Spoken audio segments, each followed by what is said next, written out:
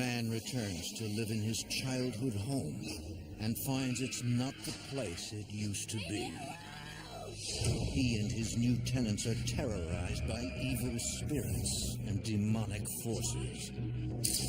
Paranormal investigators must come up with an answer before it's too late. In America, there is real evil. It lurks in the darkest shadows and in our most ordinary towns. Between the worlds we see and the things we fear, there are doors. When they are opened, nightmares become reality.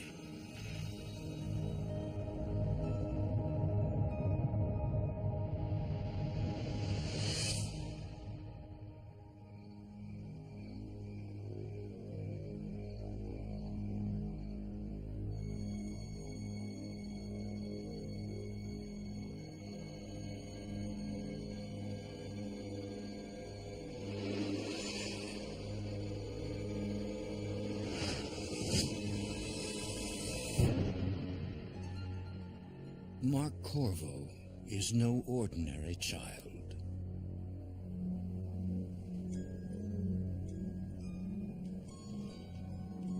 He often sleepwalks and has a rare talent, but doesn't realize it yet, and won't until decades later.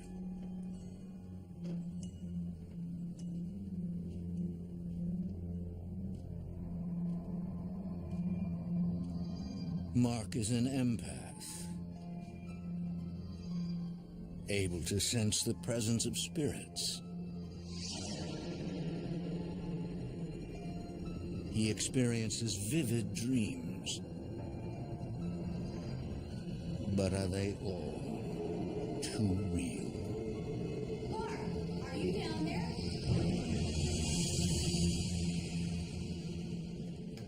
I'm here, Mom.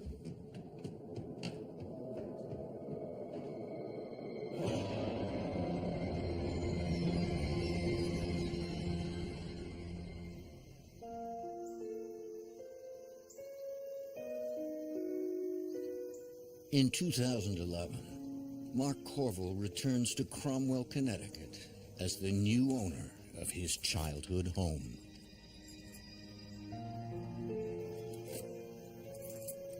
In spite of his sleepwalking, which stopped as he grew older, Mark retains fond memories of his youth and family life in the 18th century house. It's a old colonial in a very nice part of town. One of a kind. Being Italian, we'd have family over and there's always good food and good eats. It really was a lot of fun to grow up there. And everybody loved each other. It was a great place.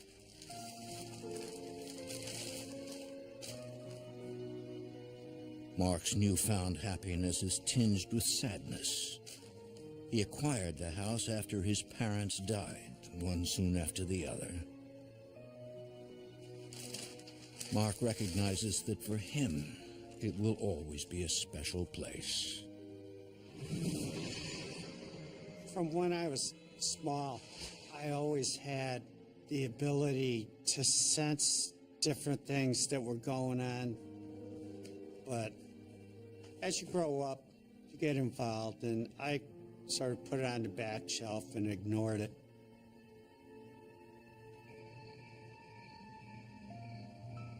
Mark plans to take in tenants, but first, there's a lot of repainting to take care of. It needed a lot of cosmetic work.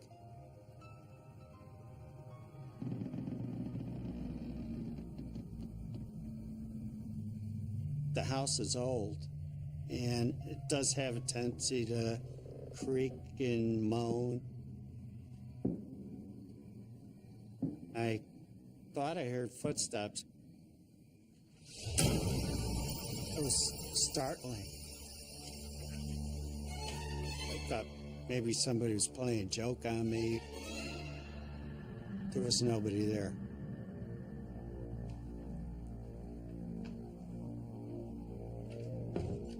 I didn't know what to think, and I was tired, so I just went to bed, and that was it.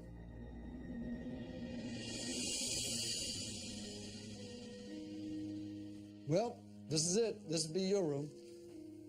Nice. After a month of renovating, Mark welcomes his first potential tenant, Sean Angus, a local firefighter. I'm trying to restore this place to its former glory. I'll take it. I was ready to move out of my mother's house. I was looking for a place to rent. I loved the location. It was right up the street from the firehouse, so I decided to move in.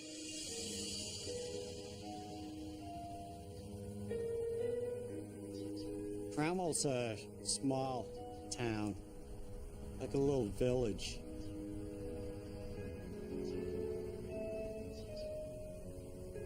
And I knew that in a very short period of time, I'd be able to rent that side of the house out. Ashley Singer has just moved to the area. Hey, you had a room advertised? Right, I have a room for rent. Correct. Would you like to see it? Yeah. Follow me. Ashley considers herself a spiritual person and senses a presence.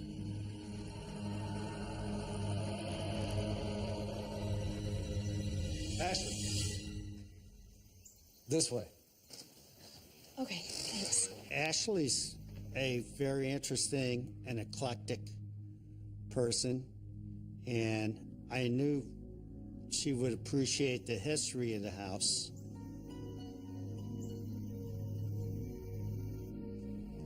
With 2 tenants now in place, Mark's never-ending restoration work continues. In a hand? Sure, that'd be great. And volunteers are welcome. I gotta get a nail. Just a second. Set it down for a minute.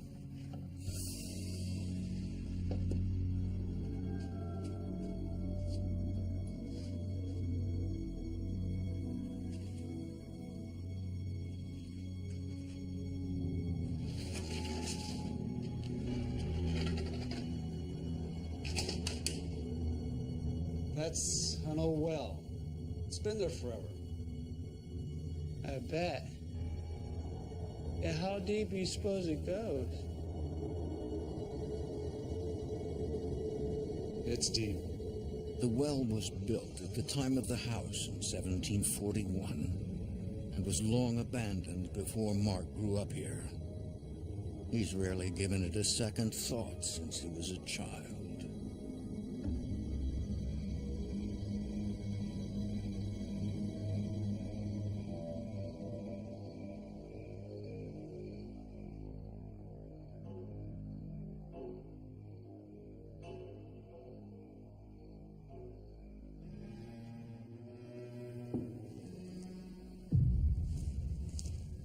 It's the blessing and curse of living in a 200-year-old home, the hissing of the pipes, the miscellaneous bangs. Mark isn't the only one hearing strange noises at night. Sean told me there was a lot of noises and things going on, and I just attributed it to pipes.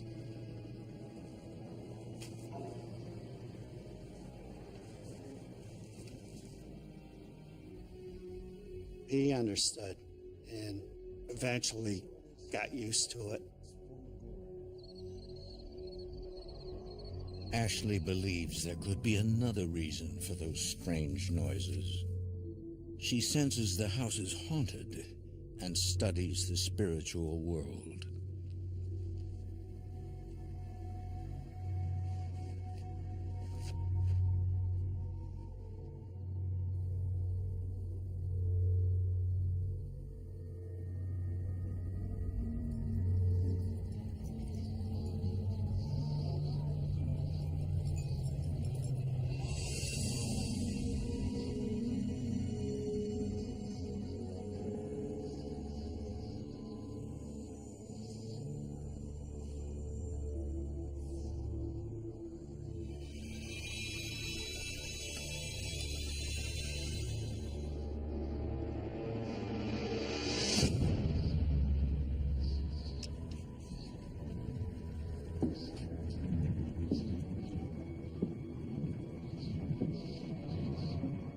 She would tell me that there was a lot of activity, that she had seen this or had seen that, or something else was happening.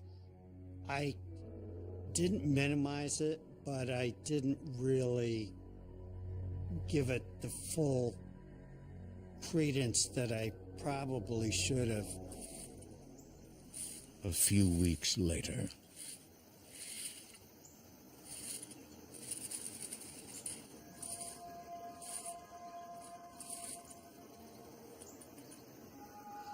And I smelled smoke. Smoke was coming from Ashley's room. Oh my God, is the house on fire?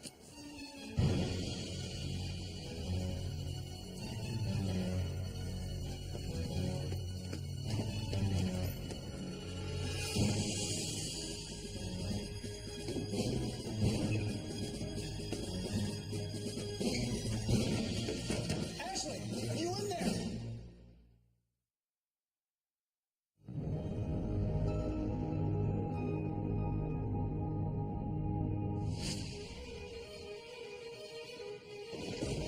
Mark Corvo moves back into the house he grew up in, where a mysterious well and vivid dreams colored his childhood.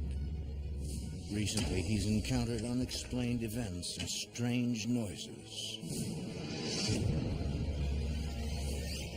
And now, one of his tenants appears to be trapped in her burning room. Ashley, are you in there? Ashley!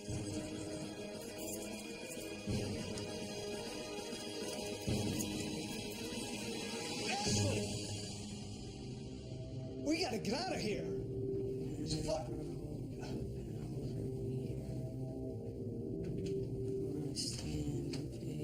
She seemed to be in a trance and a world of her own. Invades my sacred place.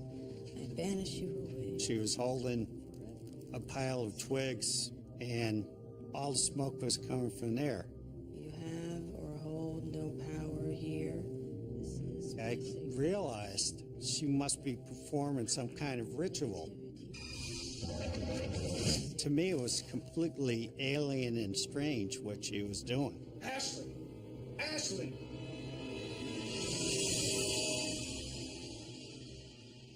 Sorry, I was just smudging the room. What?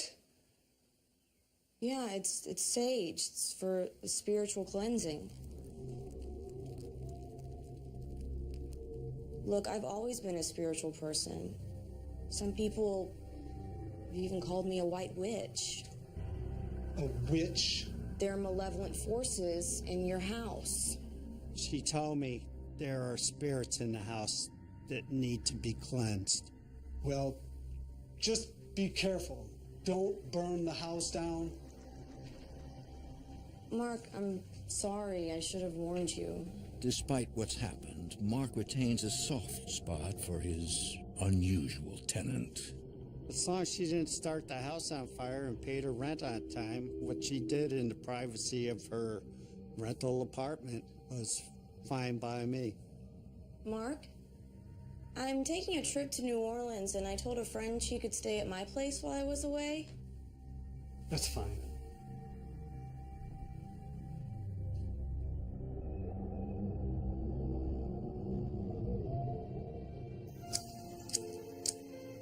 A few days later. You must be... Phaedra, Ashley's friend. Let me take that for you. Oh, thank you. This way.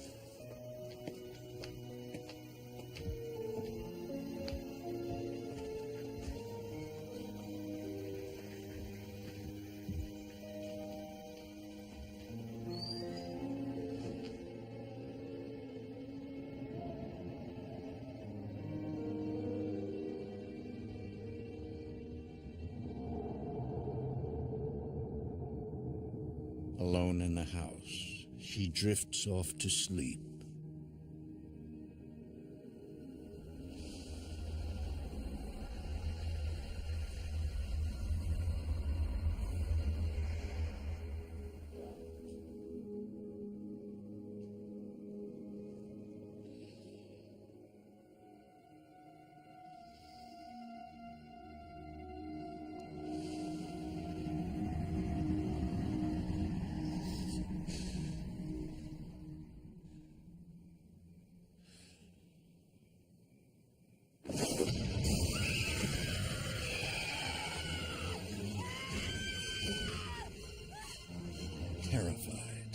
flees the home in search of safety.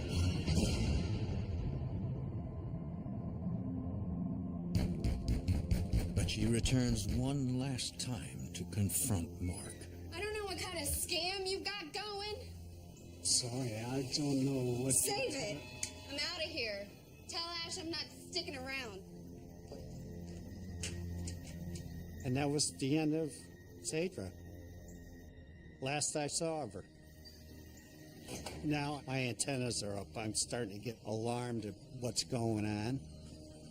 When you rent a house out, your uppermost thought in your mind is that everybody is safe and protected. The way she ran out of that house was just very, very strange and alarming. Mark's tenant Ashley, who claims she's a white witch, returns from her trip to New Orleans with some new friends.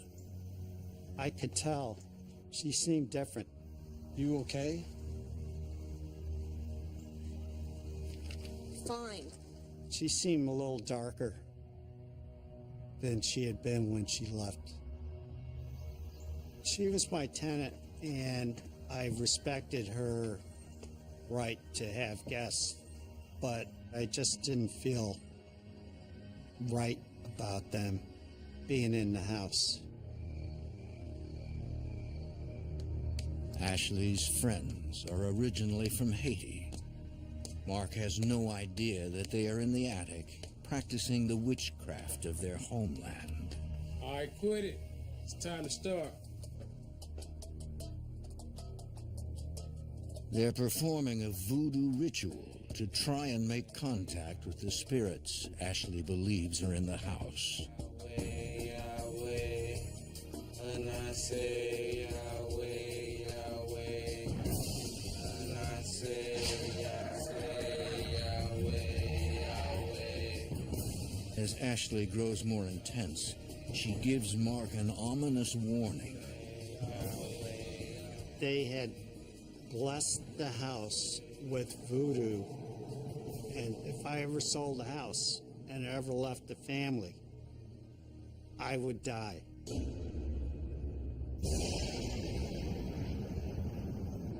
Ashley. She was very nervous and easily spooked. We need you inside for the next part. I'm fine.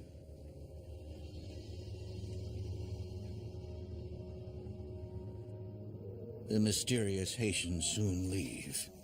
But now the White Witch wishes she hadn't dabbled with the spirits and is convinced they're evil and after her own soul. She was smudging the house on a daily basis.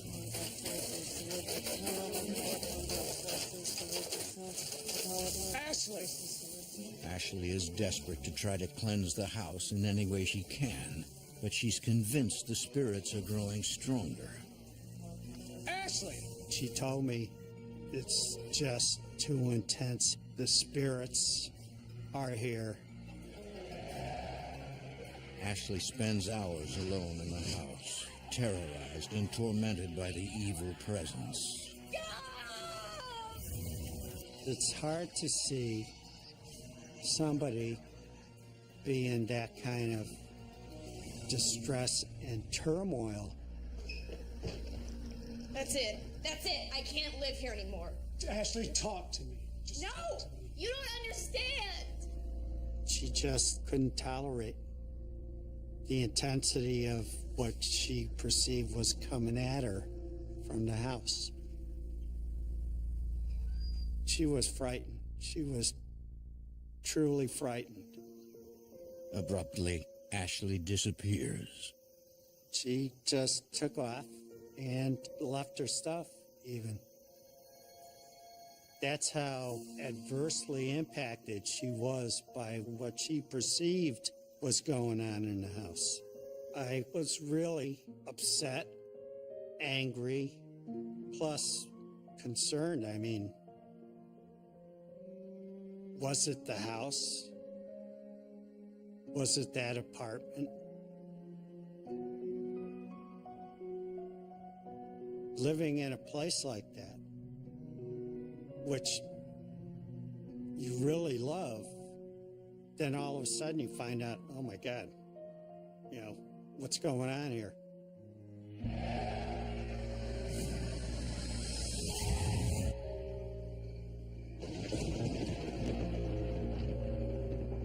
With Ashley gone, only Sean and his new girlfriend Jessica remain in the house with Mark.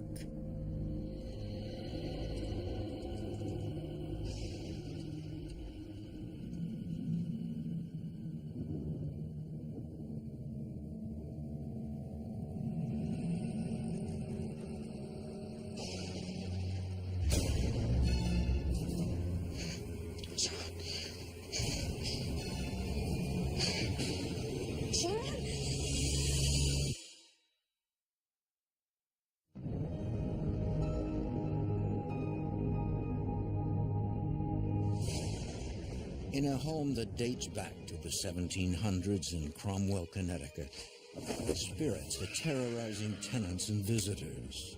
2 have been compelled to leave.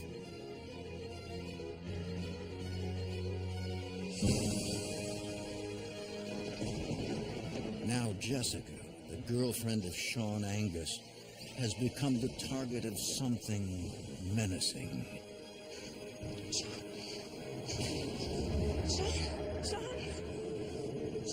Sean, wake up! Sean, wake up! Sean!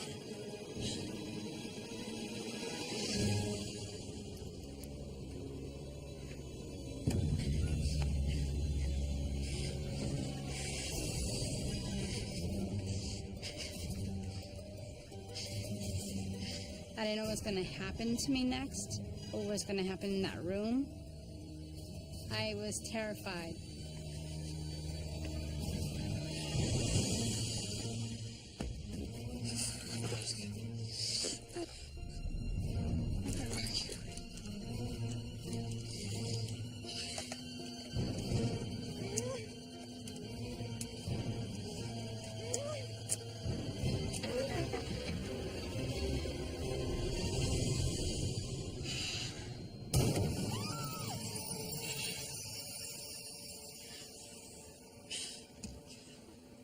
What's going on? What the hell? There was this thing, and it was coming out of the bed, and there was this thing like a white sheet that was over the bed, and it was. Well, you're dreaming. No, I wasn't. I tried to wake you, and you wouldn't wake up. Well, just come inside. She kept saying repeatedly, I have to get out of here. I have to get out of here.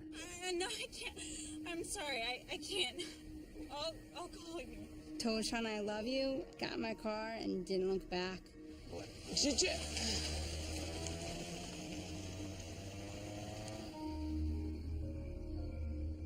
The next day, I told Sean I can never stay in the house ever again. Mark is stunned when he hears of this latest night of horror. I felt angry.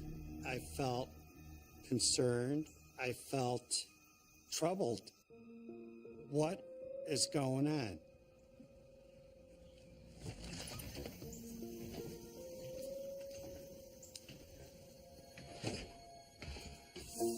Gonna miss you guys.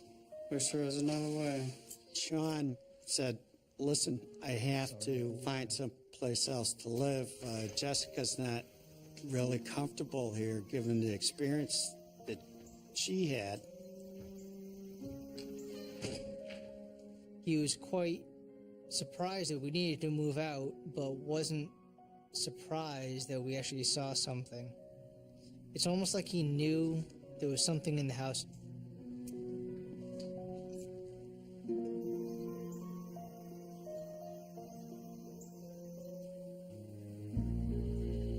Mark feels compelled to act, launching his own paranormal investigation, aided by tips and guidance from books, TV shows, and the internet. I've always been a person of action. I didn't want to have new tenants come in if there was going to be some situation.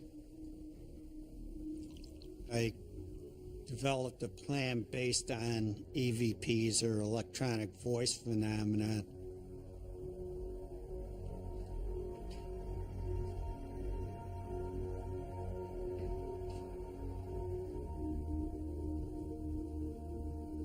Who are you? Who are you?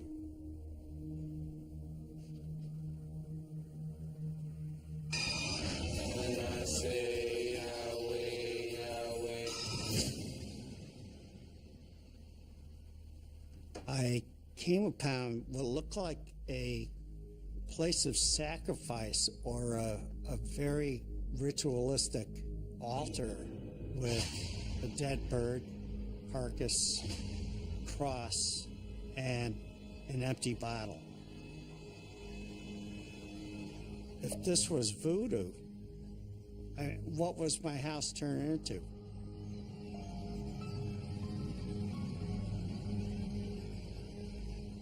Day and night, Mark wanders his home in the hope of making contact with the spirits that have brought so much misery and fear. Who are you? Why are you here? What do you want?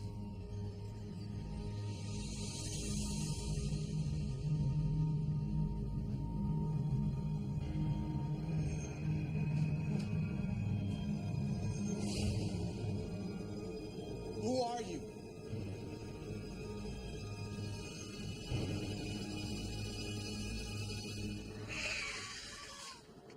That, for me, was the moment where I realized that my house was haunted. What do you want?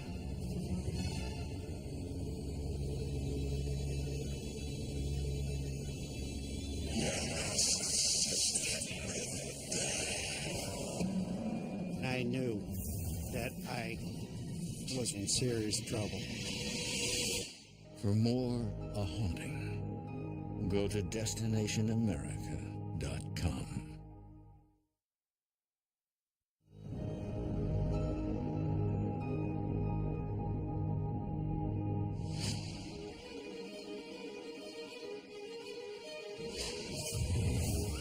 After months of terrifying paranormal encounters, Who are you? Why are you here? Mark Corvo has managed to capture EVP recordings of the voices of spirits in his 270-year-old home. But now, an evil presence has made itself known and issued a direct threat to his life.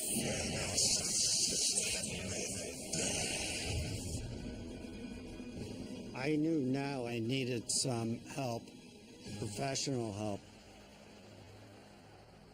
Mark contacts Goners, the Ghosts of New England Research Society.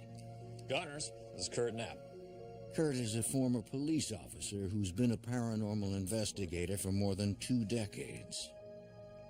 When Mark Corvo first called me, he sounded kind of stressed out about the situation he was facing. Well, how long have you been living in the house? Gorner's primary mission is to determine, first of all, if a haunting is genuine, and if it is, to determine how we can best help the people in the house. Thank you, Mr. Corvo.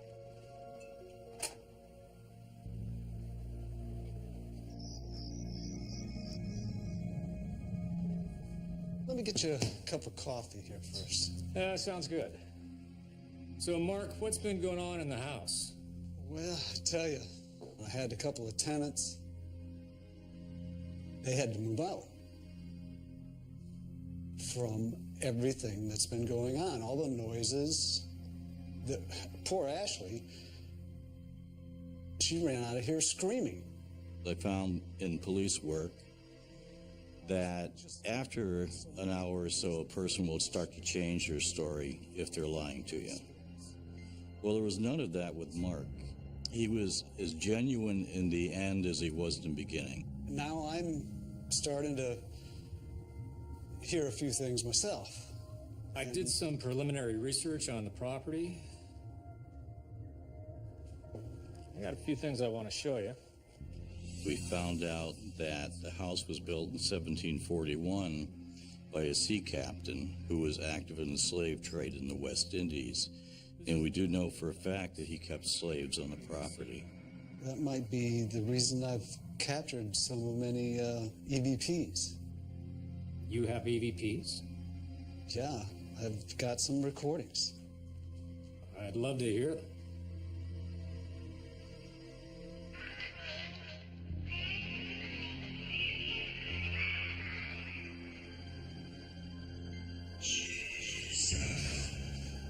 I was able to identify about 6 separate voices in the EVPs he played for me, and I knew immediately that we had to investigate this property.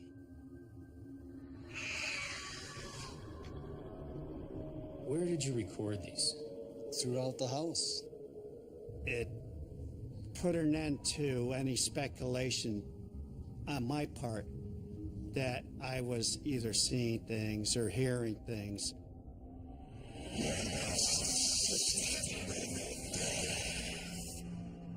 I was kind of concerned about him, too.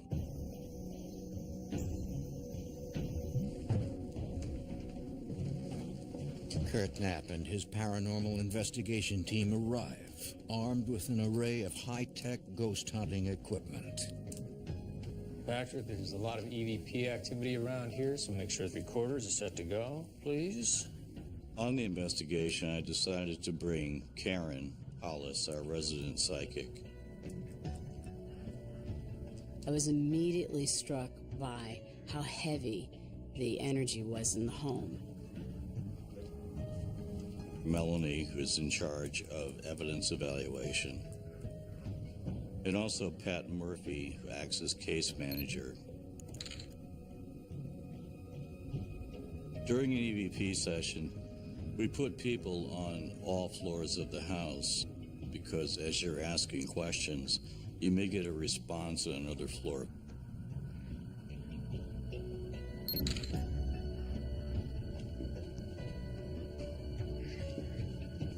Every investigation is different. As you're walking either upstairs or downstairs, you're thinking to yourself, what am I going to find? What's going to be there? What's in the darkness?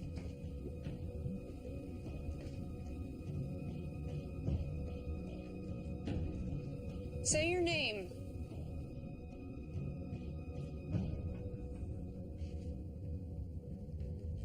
And I could feel that the energy was coalescing around that one area. And as I stepped closer to it, I realized this is more than just a well. It was deep and dark and foreboding. I think I see something. What? I'm not sure.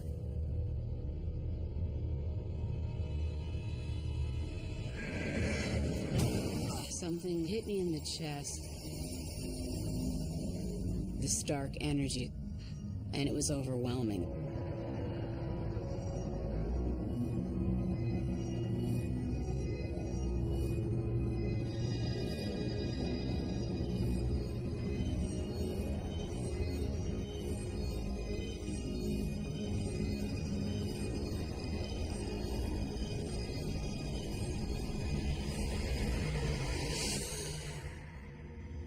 I got the sense that there was a young child that wanted to tell its story. I felt her slip into my body.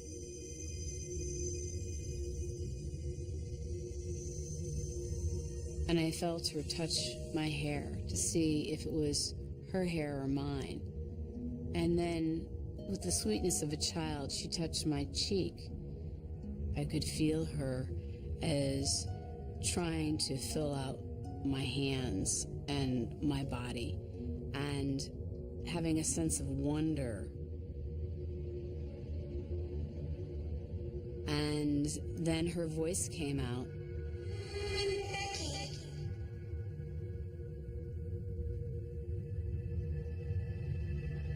Where's Mama?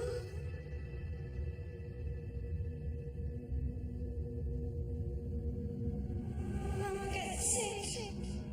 He took her away.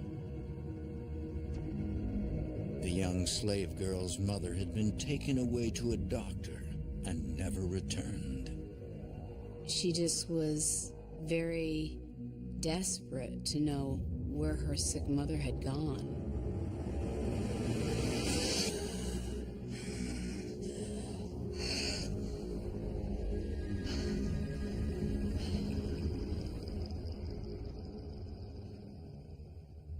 She's gone. I was channeling her grief over her mom.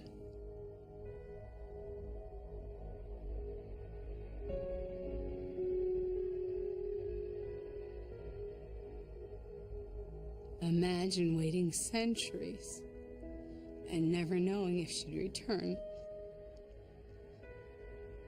What a horrible thing for a child to have to do. This well. This is no ordinary well. This is a portal.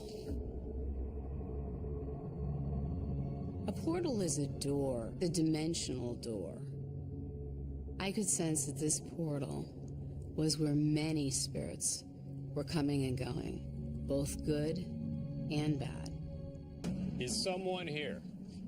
Meanwhile, Kurt and Patrick, unaware of what's happening in the cellar, are 3 stories above, exploring the attic. Yeah, these are voodoo symbols.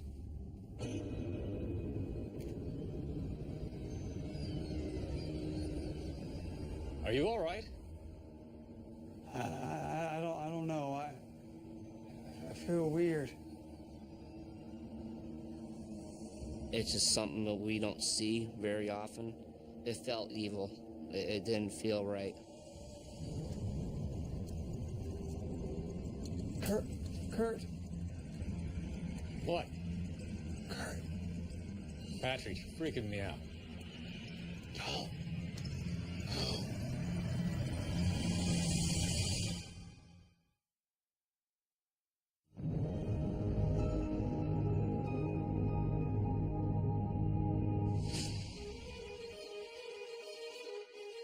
A nearly 300-year-old house in Cromwell, Connecticut, has become a place of terror.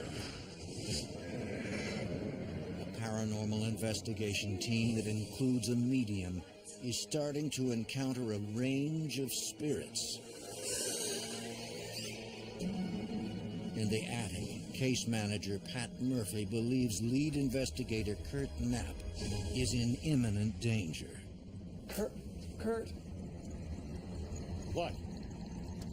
When I saw Pat's face, he's more of a tech guy than a spiritual guy. So for him to be alarmed about something is really unusual. It was scary. My heart was racing. We finally realized that there's something very evil here, very dark.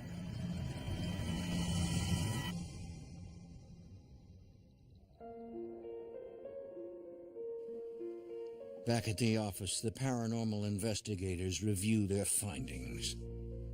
They believe the house has sheltered lost souls for centuries. But when Ashley and her friends used voodoo to contact the spirits, they unleashed dark forces which rose up through the old well.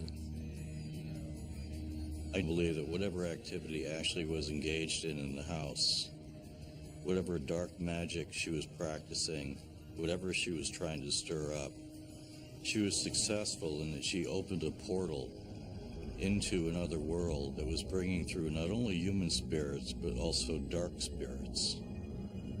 If there was any place that seemed like it went straight to hell, it would have been that well.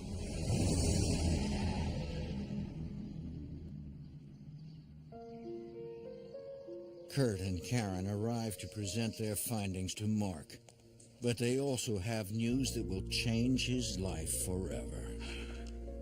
Haven't you ever wondered why you were able to record so many voices from the afterlife?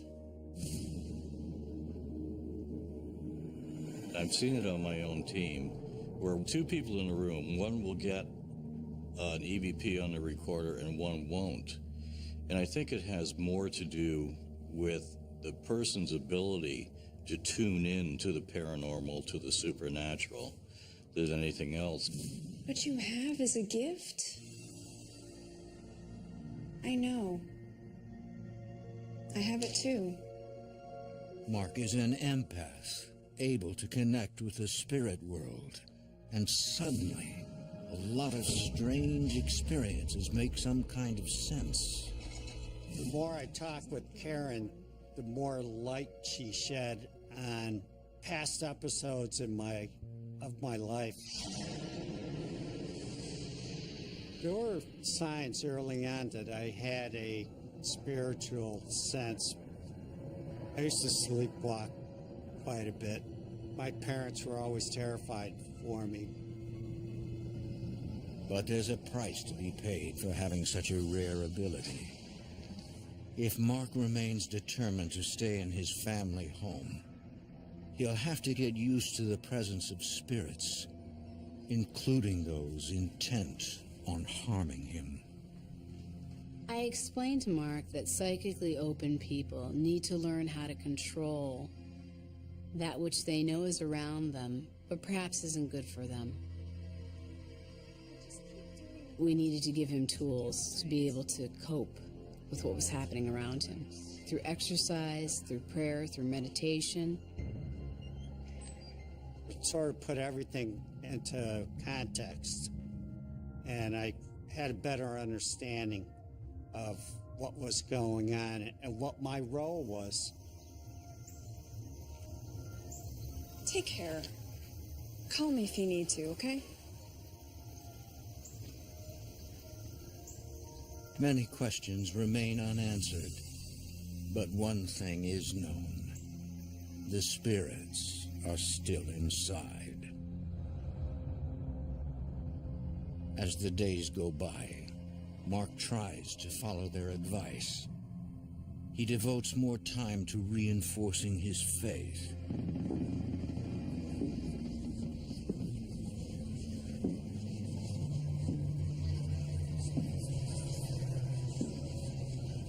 Don't antagonize, Mark. Don't engage.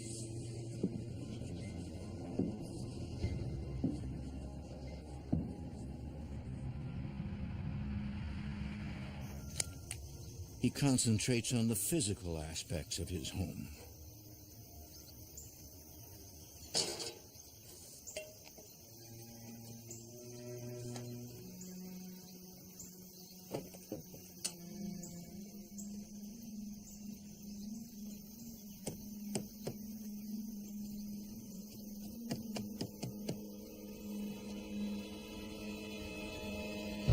Mark senses he's not alone.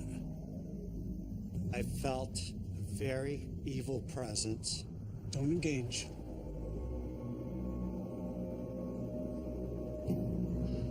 A dark presence. Don't engage. I was upset. Don't antagonize. And I challenged it. Leave me alone! Leave me alone!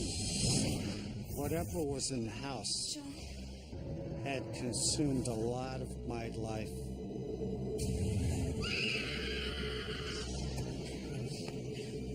Taken a lot of my time.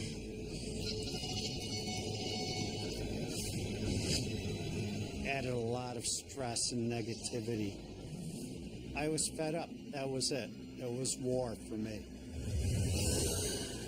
The battle was on. Firehouse! Firehouse! No!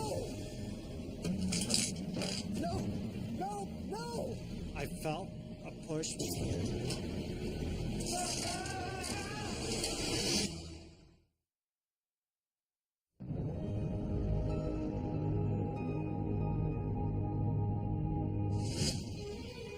Mark Corver was being terrorized by evil spirits in his 18th century Connecticut home.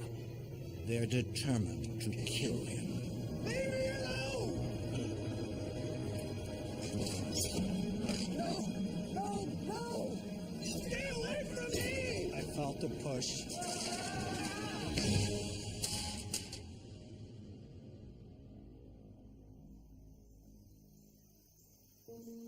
was surprised I was alive.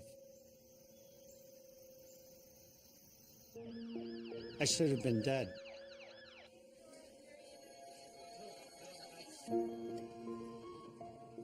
Doctors told me that I had broken my back.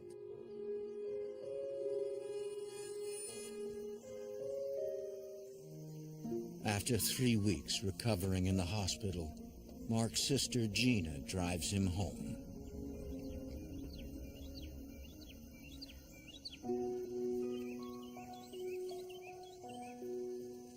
Well, you're home. Yeah. The battle rages on, as far as I'm concerned. Medium Karen Hollis realizes that letting his anger take control had been Mark's downfall.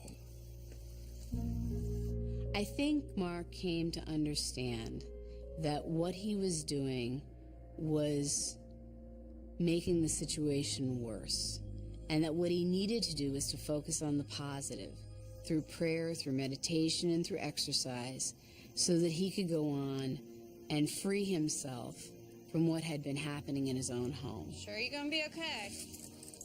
I'll be good. I'll be all right.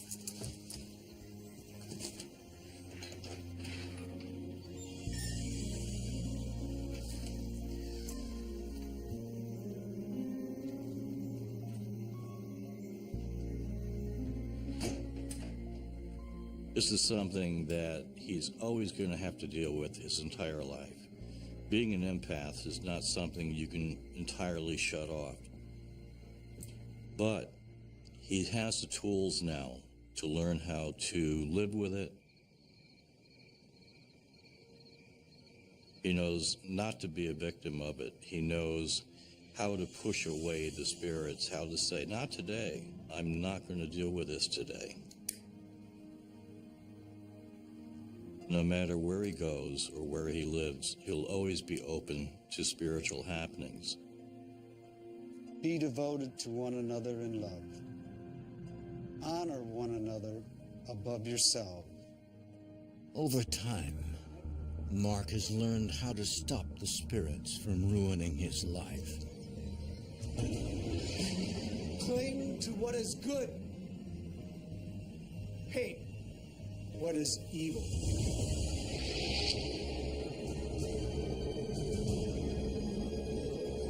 I think faith is a big part of what helps protect me.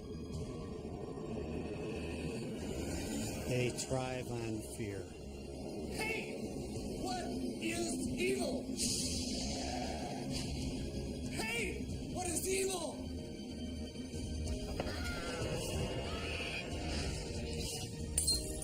Hey, what is evil?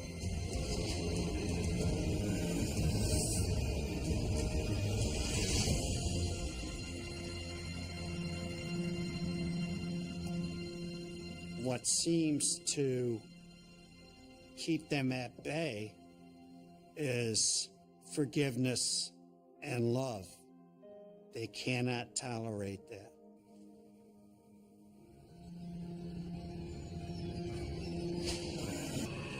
My experiences with these spirits or entities gave me an appreciation for how powerful they can be and the damage that they can inflict.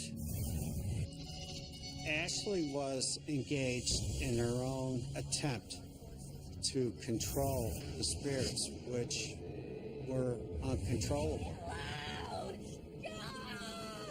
She lost, they won, she left. And that's the sad truth of it. I was being targeted. These spirits wanted to harm me.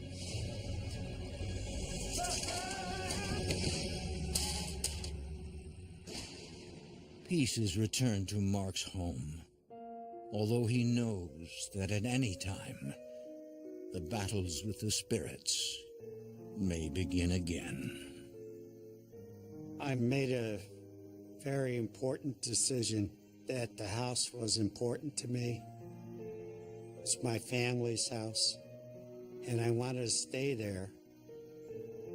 I know now I have the tools to protect myself, and along with my faith, I know that I can keep on fighting.